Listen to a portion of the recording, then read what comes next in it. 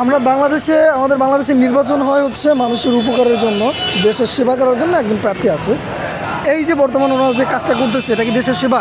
এই যে মাত্র 4-5 জন মানুষ ধরতে গেলে ওনারা হচ্ছে পুরো রাস্তা আটকে রাখছে, যে গাড়িগুলো সামনে যেতে দিচ্ছে না। হ্যাঁ, অনেকের এখানে অফিসিয়াল কাজ থাকতে পারে, বিভিন্ন ধরনের কাজ থাকতে পারে, এটা তো ঠিক না, তাই না? আপনারা নির্বাচন করেন, দেশের সেবা করেন, সব কিছু ঠিক আছে, কিন্তু এটা কিন্তু একদমই ঠিক না। আপনারা যেগুলো করছেন এগুলো একদমই ঠিক না। তো যারা হচ্ছে মিছিল মিটিং করতেছেন, একটু বুঝে শুনে করবেন, যে মানুষের যেন কোনো ক্ষয়ক্ষতি না হয়, কিংবা সাধারণ মানুষের জন্য কোনো ভোগান্তি না হয়। এটা একটা অনুরোধ আপনাদের কাছে, এগুলো কোনো কাজ না। কিন্তু এই দেখেন, এখান থেকে আমরা দেখেন এটা কিন্তু আল্লাহ কর্মে চলতেছে।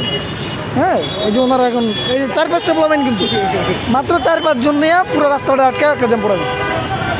এগুলো কোনো কাজ? মানে এমন একটা অবস্থা, রাস্তা মনে হয় এনাদের বাপদাদার লাগে। আবার বলারা ও তো আবার গালি দিয়ে দিচ্ছে। ভাই আমি অনেক ভালো মানুষ।